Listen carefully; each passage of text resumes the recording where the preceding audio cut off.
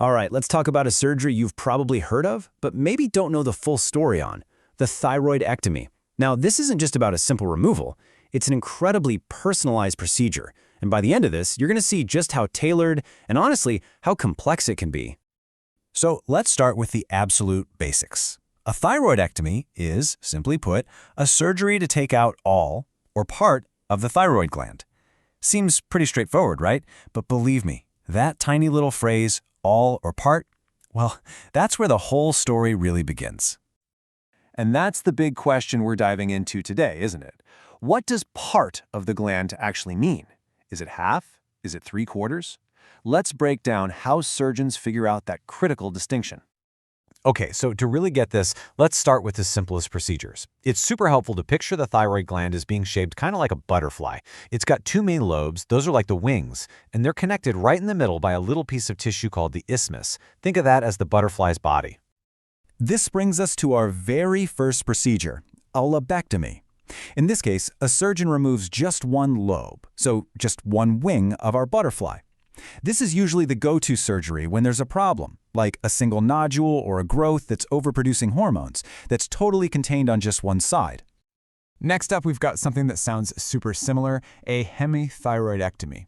Now, this is almost the same as a lobectomy, but with one key difference. Here, the surgeon also takes out that connecting tissue in the middle, the isthmus, the body of our butterfly. So here you can see the difference, side by side. A lobectomy is just the lobe. A hemithyroidectomy is the lobe plus that little connecting isthmus. Now, the reasons for doing them are pretty similar, but as our source material points out, little details, like the size of a tiny cancerous nodule, can be the deciding factor. It's a really subtle but absolutely critical distinction. Okay, so we've covered taking out just one section of the gland. But what happens when the problem is more widespread, but surgeons still don't want to remove the entire thing?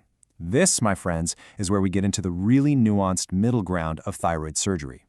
Now, what's so fascinating about these next few procedures is that they're all defined by the tiny amount of tissue that's actually left behind. You've got a subtotal thyroidectomy, which leaves about 4 to 8 grams, often for something like a goiter, which is a widespread but non-cancerous enlargement. Then there's a near total, which leaves even less, just 1 to 2 grams, for conditions like papillary carcinoma.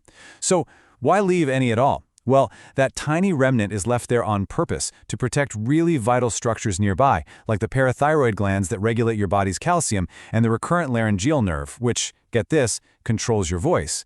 Leaving just a little bit of tissue can make all the difference for those functions. It's incredible. So we've gone from leaving a little bit behind to now looking at the procedure where absolutely nothing is left at all. And that, of course, is the total thyroidectomy. Just like the name says, the entire gland, both lobes, the isthmus, the whole shebang, is taken out. According to our source material, this is the definitive surgery for most malignant or cancerous tumors of the thyroid. So we've gone all the way from just removing one wing of the butterfly to taking out the whole thing. It really brings up a key question, right? Why are there so many different types of surgery for just one small gland? This slide just sums it up perfectly.